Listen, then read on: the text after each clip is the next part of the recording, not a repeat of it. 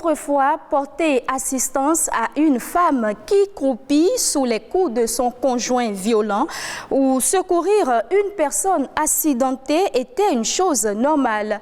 Mais on constate que la solidarité a disparu.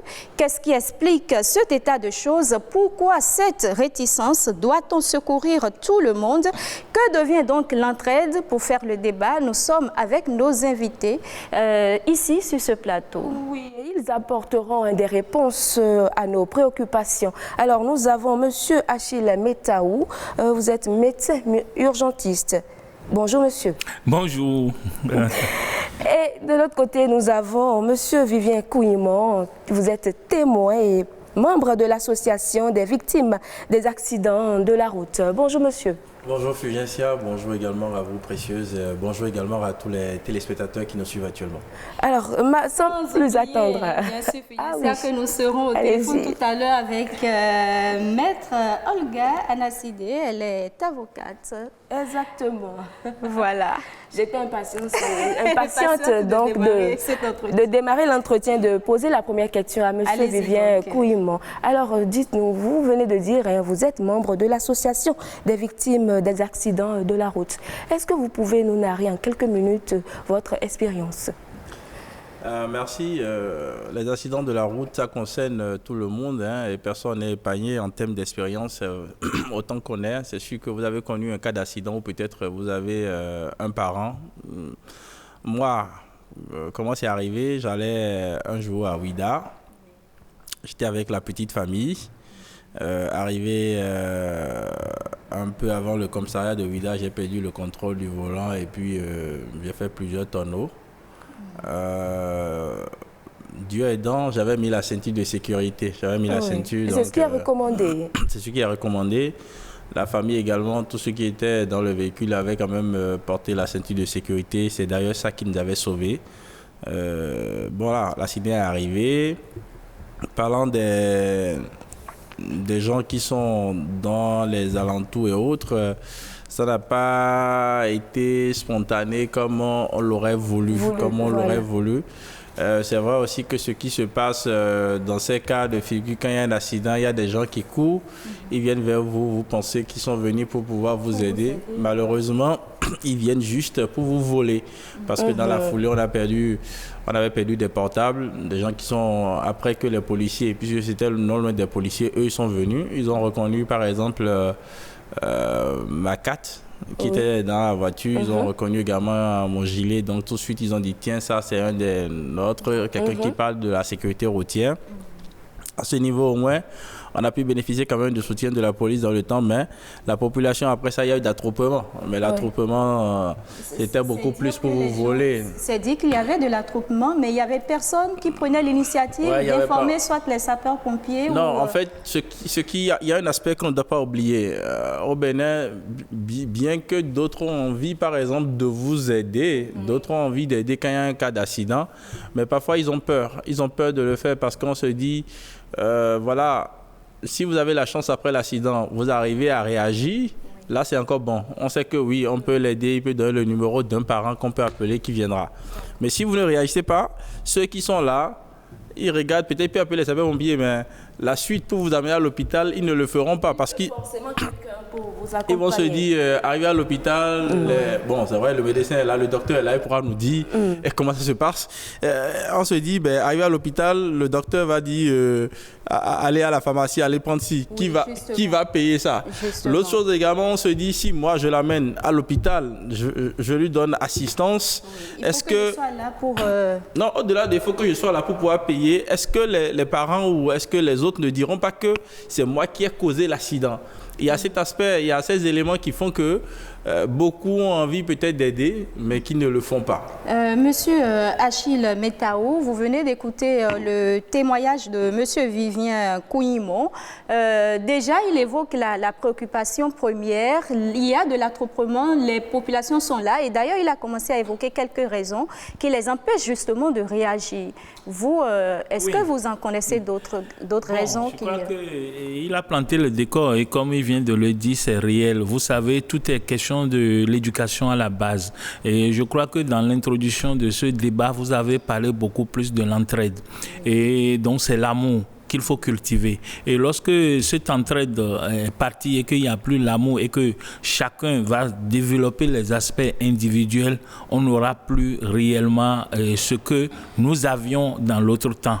Et il a dit tout à l'heure qu'il y a l'attroupement, mais certains viennent pour effectivement secourir, mais d'autres viennent pour pouvoir profiter de la situation. Mais ça, c'est l'éducation. Parce que vous avez votre prochain qui est en difficulté et qui souffre. Et au lieu de venir à son secours, c'est en ce moment maintenant que vous avez des idées complètement ailleurs. Mais comme il a dit, il n'a pas menti, parce que cette entraide qui est partie, cet amour qui est parti dans l'éducation, parce que le civisme n'existe plus, certains se demandent, lorsque je vais le secourir ou bien je vais l'amener à l'hôpital, la suite, comme il a dit, parce que nous avons beaucoup plus dans l'expérience rencontré beaucoup de situations où des gens sont venus au secours pour apporter leur secours à quelqu'un, mais lorsque les parents reviennent, lorsque les parents ont été informés et qu'ils viennent, c'est beaucoup plus le secouriste qui devient leur victime, parce qu'ils estiment qu'il doit donner plus d'explications, comment ça s'est passé, on la somme de questions, on va même, des fois on l'amène même au commissariat pour aller faire des déclarations. L'intéressé va se demander, mais pourquoi j'ai fait tout ça là? Parce que si on n'arrive pas à me reconnaître et qu'on est en train de me prendre comme celui qui a causé l'accident, est-ce que demain je peux conseiller à mes enfants de porter secours à quelqu'un? Bon, comme il a dit, en dehors de ça, notre système, si nous prenons uniquement les cas d'accident, notre système sanitaire, comme vous savez, jusqu'à maintenant, l'assurance n'est pas encore universelle. L'assurance n'était pas universelle. Lorsque vous venez à l'hôpital, forcément, il faut que quelqu'un paye. Et forcément, il faut que quelqu'un paye. Et l'État, malgré toutes les dispositions qui sont prises, il faut reconnaître qu'il y a toujours des situations, des insuffisances, où lorsque vous venez, le médecin ou l'équipe de santé n'a pas l'obligation des moyens. Il est là, il voit l'urgence, il peut apporter un secours, mais s'il n'a pas le médicament, s'il n'a pas le produit, il va faire quoi? Donc tout ça là peuvent beaucoup plus reléguer, différer l'assistance, et à partir de ce moment, on va commencer par se demander, mais qu'est-ce qui se passe? Donc, premièrement, d'abord, l'amour est en train de déserter les lieux. Et deuxième chose, il faudrait qu'on en arrive à une situation de couverture universelle pour que lorsque n'importe qui dans une difficulté se retrouve dans un système de santé, on n'allait plus attendre que quelqu'un paye avant de le soigner. Oui. D'accord. Nous avons avec nous Maître Olga Anasidé. Vous êtes en ligne, Maître? Allô? Oui, bonsoir madame. Maître Olga Anasidé, bonsoir à vous. Merci de nous rejoindre dans ce débat. Bonsoir madame, bonsoir aux autres invités qui sont sur le plateau. Alors, vous avez écouté un tant soit peu nos invités sur le plateau. On parle de l'assistance, de la non-assistance à personnes en danger. On a commencé à aborder les raisons justement qui peuvent amener les populations à ne pas réagir. Tout à fait, comme l'a relevé l'intervenant juste après que vous m'ayez invité dans le débat. Oui. C'est un phénomène de société qui se développe malheureusement de plus en plus. Oui. J'ai coutume de dire que c'est l'humanité qui se déshumanise, malheureusement pour les raisons que le prédécesseur a très bien énumérées. Oui. C'est très difficile quand vous avez juste voulu, par charité, aider quelqu'un, vous vous retrouvez au centre de la procédure, vous devez débourser, vous devez répondre à des tracasseries policières, ça devient très embarrassant, ça devient très gênant, mais est-ce que pour autant on va regarder les personnes en situation difficile, les personnes en danger, est-ce qu'on va les regarder et être indifférents? Je pense que la problématique aussi, on peut la poser de cette façon-là.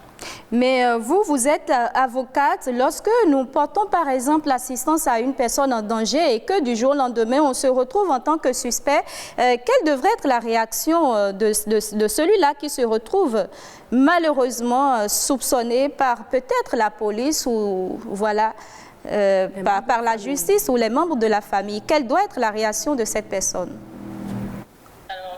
Je pense qu'on ne devrait pas soupçonner cette personne sauf bien évidemment si d'autres éléments convergent vers lui, parce que ce n'est pas exclu. D'accord. C'est légitime. Quand les parents viennent, ils ont un enfant qui est accidenté ou ils ont un proche qui se retrouve dans une situation qu'on ne comprend pas, qu'on n'a pas forcément prévue, oui. c'est légitime d'avoir des éléments de réponse. D'accord. Mais en même temps, ce n'est pas pour autant que la première personne qui est venue, qui a volé au secours de votre parent, on va le considérer comme l'auteur de l'accident ou l'auteur des faits qui préoccupe désormais tout le monde. Donc, quelle réaction cette personne devrait avoir, c'est juste s'expliquer déjà. D'accord. Les circonstances dans lesquelles elle s'est retrouvée au chevet de la personne en détresse et compter sur la capacité de cet interlocuteur, à le comprendre. Parce qu'a priori, si on le crible et on le presse de questions, c'est qu'on met en doute sa sincérité. D'accord. Alors qu'au départ, il a voulu être charitable, il a vu une personne peut-être accidentée, une personne peut-être en situation difficile qu'il a voulu aider. S'il vous l'explique, comprenons-le d'abord, mais de l'autre côté, qu'il comprenne également que c'est légitime que les parents, les proches, la police, les médecins, ceux qui doivent intervenir pour prendre le relais à sa suite, c'est légitime également que ces personnes aient les premiers éléments de réponse pour le médecin, pour savoir comment orienter son diagnostic, pour les parents, pour comprendre un peu ce qui s'est passé. D'accord. Alors, Madame Nassidé, dites-nous comment appréhender le danger. Alors, le danger, je vous définis le danger. Oui, selon la loi, bien sûr.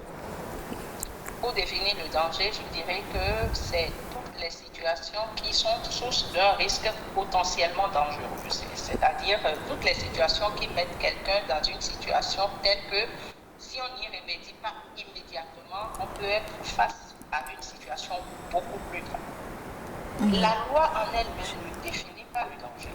D'accord. C'est la doctrine, ce sont les éléments de doctrine qui nous permettent de cerner le danger et de conclure qu'on dira qu'une situation est dangereuse toutes les fois qu'elle est potentiellement source d'un dommage plus grand que ce à quoi on est en train d'assister. D'accord. Maître Olga Nassidé, on va revenir à vous tout à l'heure pour savoir si la non-assistance à personne en danger est punie par la loi. Mais avant, on va poser une autre question à vous qui êtes urgentiste. Monsieur Achille Metao, vous avez certainement vécu des cas de personnes accidentées qui se sont certainement retrouvées dans les urgences. Comment ça se passe lorsque vous avez des cas comme ça? Il faut reconnaître que c'est difficile, c'est délicat et c'est à travers ces moments qu'on doit reconnaître que nous devons nous aimer. Et comme l'a dit beaucoup de documents, on devrait vraiment cultiver l'amour. Parce que celui qui quitte sa maison n'a pas prévu l'accident. Et il s'est retrouvé à l'hôpital. J'ai reçu des gens qui sont restés à l'hôpital et c'est 5 jours après qu'ils s'en rendent compte qu'ils étaient à l'hôpital. Donc imaginez un peu, voyez la vie de cette personne-là 5 jours après, avant qu'il ne se retrouve pour dire que je suis à l'hôpital, il n'a vu aucun parent. Forcément, c'est des gens quand même qui l'ont assisté pendant les 5 jours jusqu'à ce qu'ils retrouvent la vie. Oui, je vais y revenir. Donc, je dirais que, et comme nous le disons tout à l'heure, dans cette genre de choses, il y en a qui spontanément sur les routes ou bien dans les coins ramènent les gens à l'hôpital au niveau du service des urgences et ils expliquent la situation. Et il y en a qui déboursent de l'argent pour les premiers soins avant de se retourner. Mais il y en a qui viennent pour déposer la victime et repartir. C'est là où le problème se pose. Parce que lorsque l'intéressé vient, par exemple, avec la victime et des objets de la victime, qu'est-ce qu'il faut faire? Il faut ouvrir. C'est pourquoi dans nos hôpitaux, il y a un registre pour pouvoir enregistrer cette personne et les objets également. Il faut une décharge.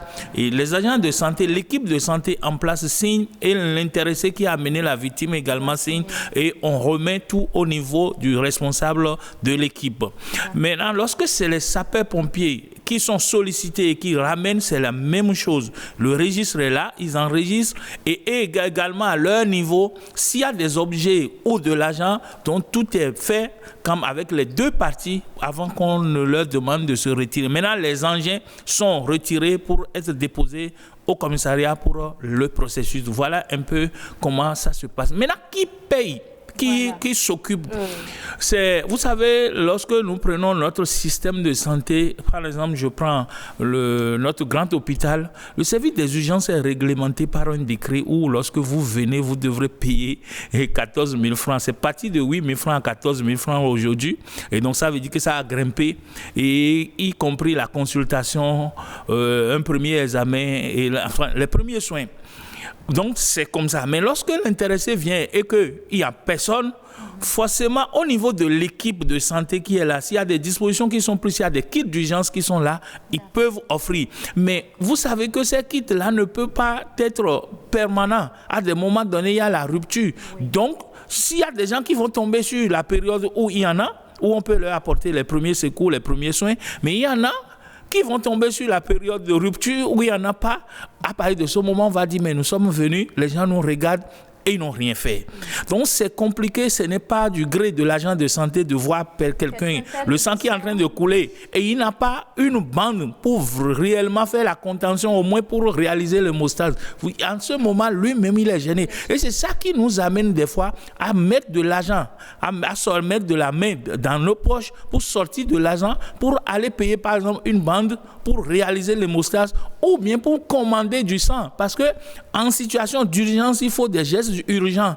Lorsque l'intéressé, tout à l'heure vous avez demandé à notre avocate, elle a dit, lorsque la situation met la victime en détresse, et quand nous parlons de détresse, il y a la détresse neurologique, il y a la détresse cardiaque, il y a la détresse viscérale, il y a la détresse circulatoire. Donc lorsqu'il y a une situation de détresse, c'est un danger. Il faut courir. Ça met tout le monde en jeu et tout le monde court. Et des fois, même pour aller, des fois, il faut courir pour aller au bloc opératoire. Et forcément, les produits, les ingrédients, il faut cotiser pour donner. Mais il faut reconnaître que c'est ça qui a amené les gens aujourd'hui dans les hôpitaux. Il y a le système de garde administrative où, à un moment donné, il faut faire référence à celui qui est de garde administrative, qui est le représentant du directeur de l'hôpital, pour que quelque chose soit fait en urgence pour pouvoir apporter les premiers soins à cette victime. Merci beaucoup, docteur Achille Metaou. Alors, monsieur Vivien Kouimon, on parlait tout à l'heure de la non-assistance à personnes en danger, mais ce n'est pas que des cas, des accidents sur nos routes. Ça se passe dans nos maisons. La voisine à côté se fait tabasser par le mari et personne ne vient à son secours. Alors, votre question, je pense qu'elle est vraiment pertinente. Il y a le problème, on l'a dit tout à l'heure, on a parlé de l'amour. Parlé de l'amour. La voisine qui est tabassée à côté, l'autre, il a peur d'aller dire, parce qu'il se dit, si moi j'appelle la police, j'informe la police pour dire, il y a tel cas chez lui, il a peur des représailles.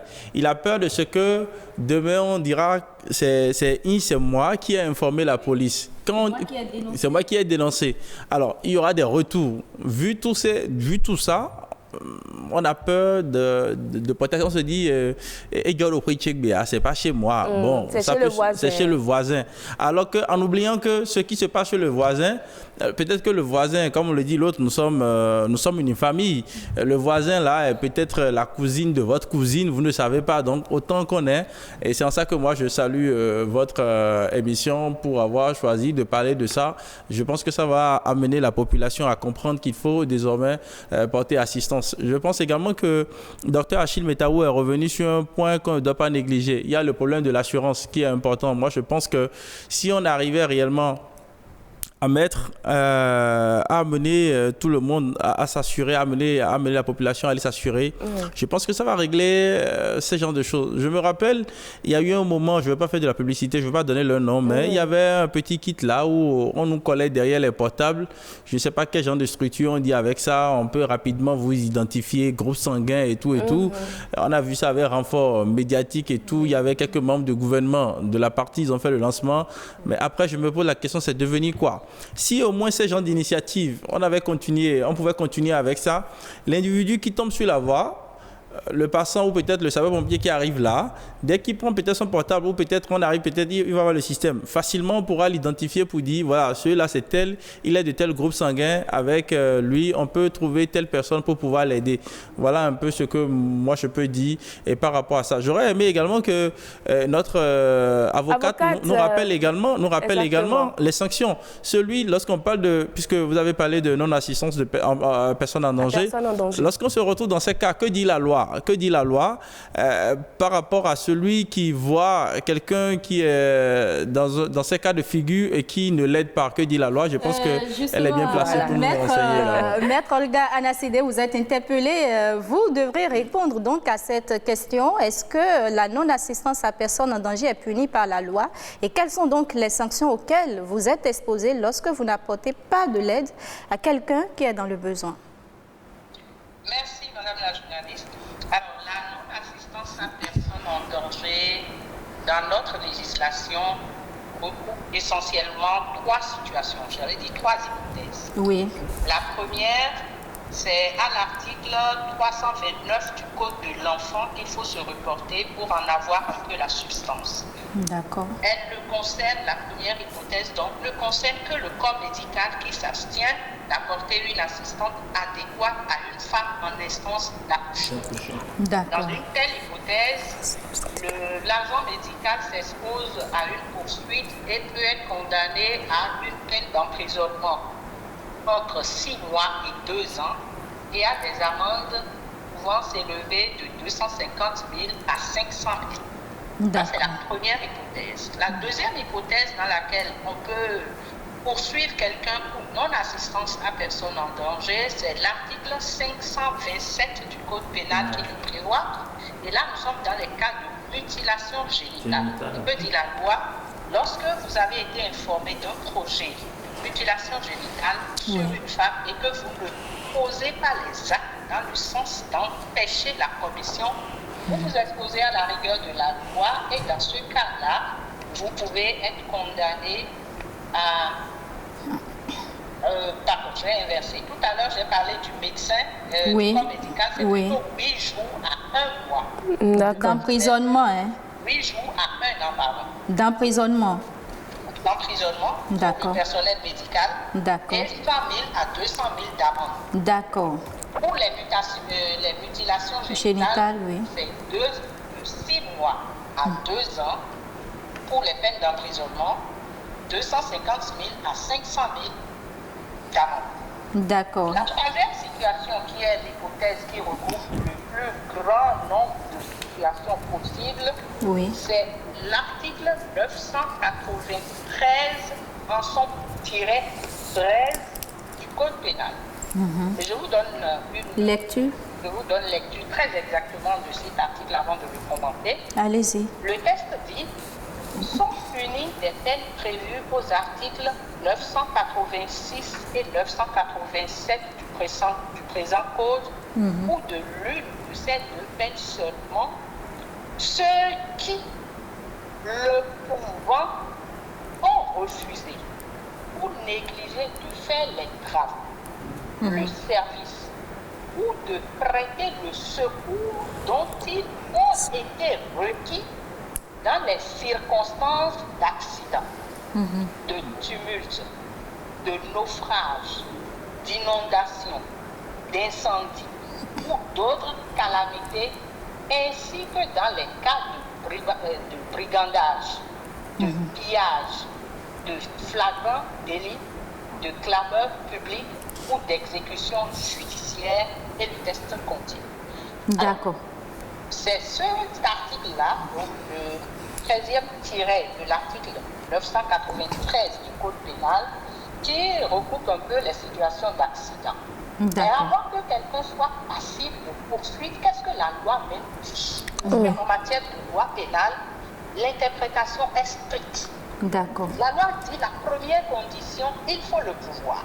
Ceux qui, le pouvant, ont refusé, donc une abstention, ou négligé, ou de prêter le secours dont ils ont été requis. Donc il faut le pouvoir et il faut qu'on vous ait requis à l'effet de prêter votre secours dans les situations d'accident, de tumulte, d'inondation et de tout le reste. D'accord. Les deux conditions cumulatives doivent avoir été respectées avant qu'on ne puisse dire telle personne qui s'est trouvée présente sur les lieux de tel accident, qui était en capacité d'aider, qui a été requis à l'effet d'apporter son secours et qui a refusé de le faire ou négligé de le faire, oui, cette personne-là est passible de peine prévue par la loi. C'est la réponse que je voudrais faire pour dire ce n'est pas systématique. Ce n'est pas systématique du tout. Il faut être en capacité de le faire, il faut avoir été requis et refuser de prêter le secours. D'accord, merci beaucoup, Maître Nassidé. Alors, avant de revenir ici en studio, nous vous invitons, chers téléspectateurs, à suivre notre Vox Populi. Il y a forcément une part de risque, à apporter son assistance à une personne en danger.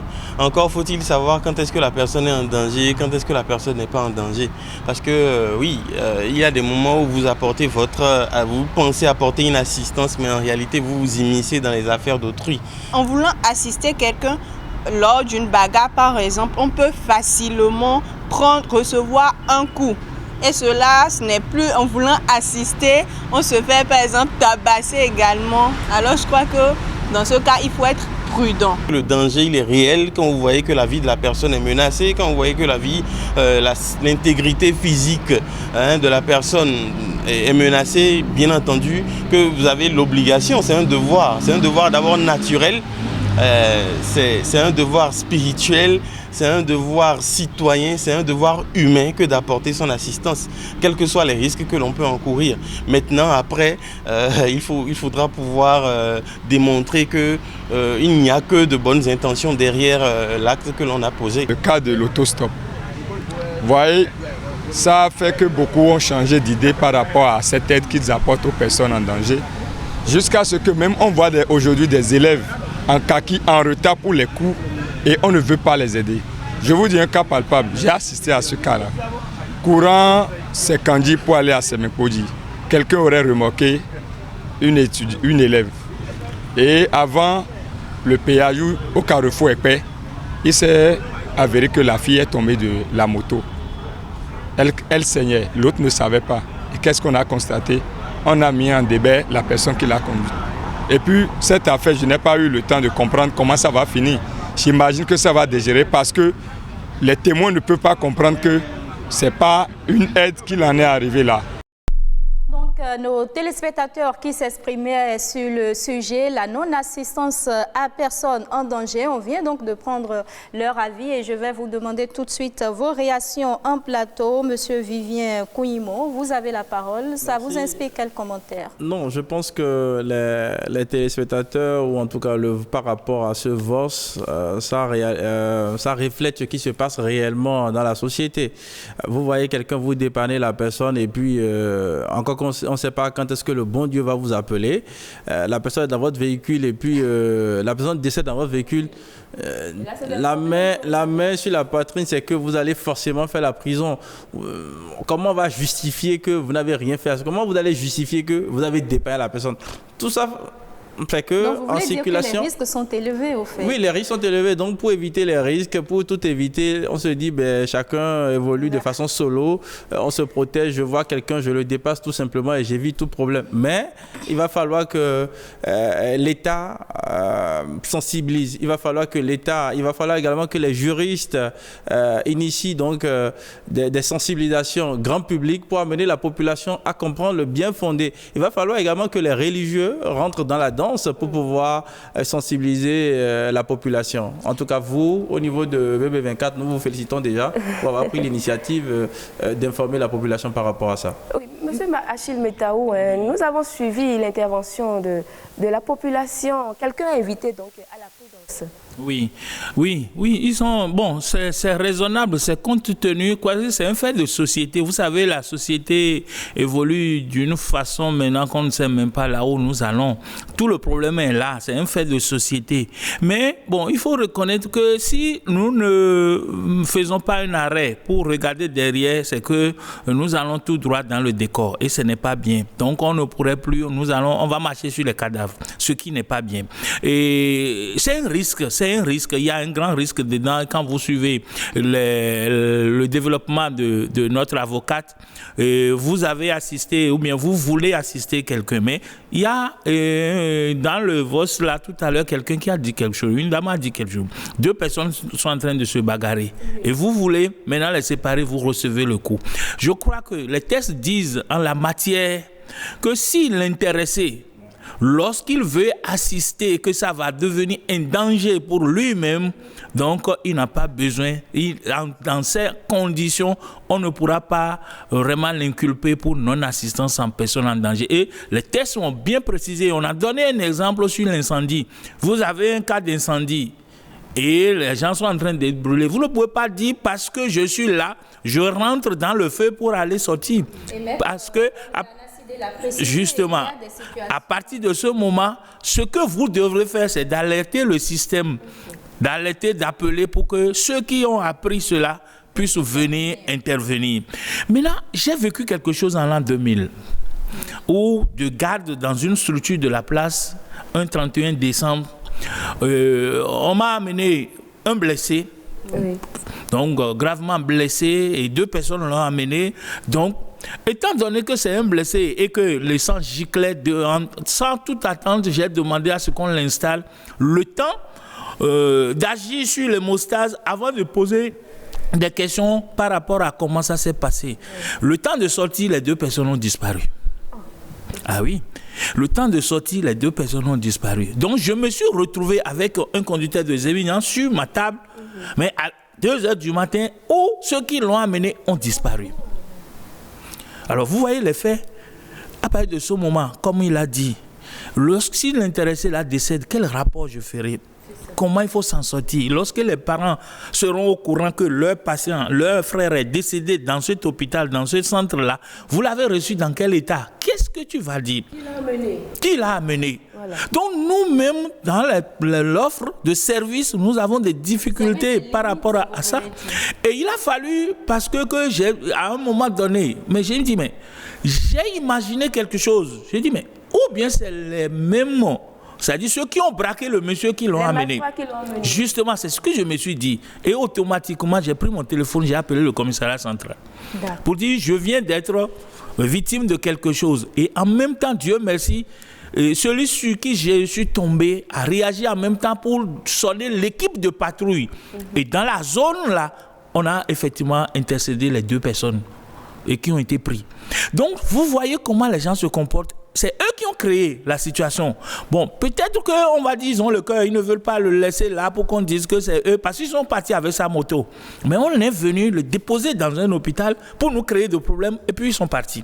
Donc c'est autant de choses, c'est pourquoi il disait tout à l'heure qu'en réalité, il faut sensibiliser, il faut pouvoir expliquer. Parce que la non-assistance en personne en danger est punie par la loi, comme on nous l'a dit. Mais est-ce que la personne est en détresse? Parce qu'il faut ça. Quand les gens disent, bon, il m'a dépassé, on m'a... Ok, l'autostop, est-ce que je suis tenu d'aider quelqu'un lorsqu'il veut se débrouiller, lorsqu'il cherche une moto, il n'a pas trouvé? Il n'est pas en détresse. Il n'est pas dans une situation de détresse. Parce que les tests disent en situation de détresse. Je ne suis pas tenu. Maintenant l'éducation qu'on nous donne, tu vois ton frère, tu vois un élève en kaki, et toi-même tu regardes l'heure et tu vois, et voyant tout ce que toi-même tu as vécu avant d'être ce que tu es, tu peux l'aider. Mais malheureusement, lorsque vous faites effectivement un accident, ça tourne, les parents vont te dire, mais tu l'as eu où? Donc, autant de situations que nous devons... À l'hôpital, beaucoup de gens se plaignent, beaucoup de gens sont contre les agents de santé. Parce que dans on nous accuse à tort à travers, vous n'avez pas porté assistance.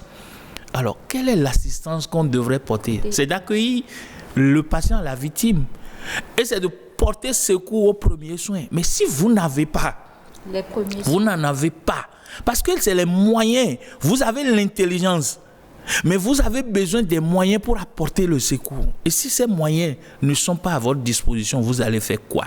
Madame a dit tout à l'heure dans son développement, ou bien vous êtes requis pour la cause. Oui.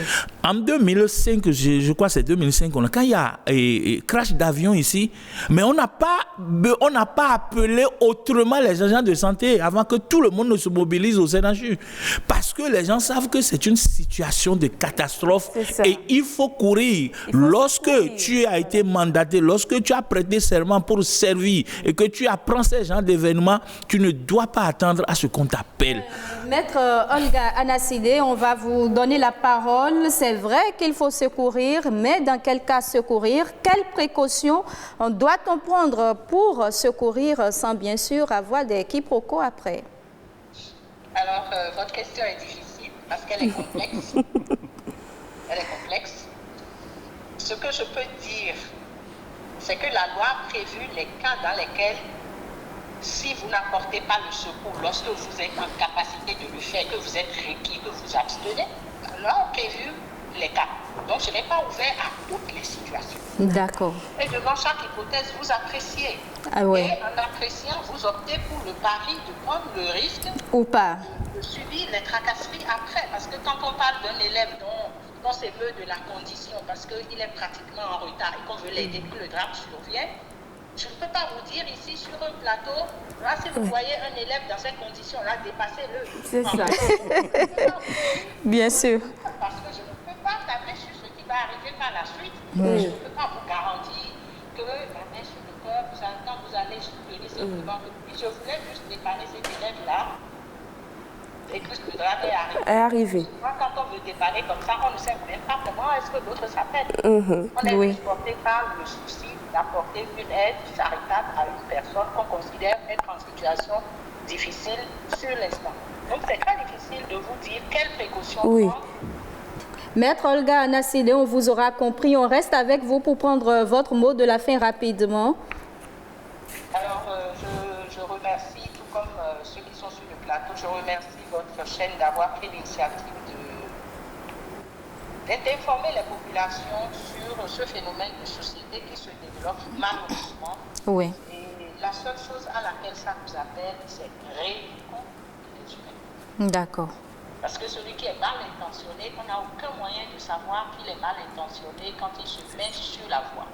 D'accord. Celui qui est animé des meilleures intentions et qui ne veut qu'aider, on n'a aucun moyen de le savoir. Et c'est dans le lot que quelqu'un va faire vouloir aider alors qu'il est manifestement motivé par des raisons qui ne sont pas humaines. Donc, éduquons nos populations pour que nous ayons plus d'humanité. Quelqu'un sur le plateau a dit, cultivons un peu plus d'amour, soyons plus sincères, plus honnêtes dans les desseins qui nous motivent et comptons avec la grâce et la chance pour que toutes les fois que nous serons portés à aider quelqu'un spontanément, que ça ne devienne pas un véritable drame. D'accord.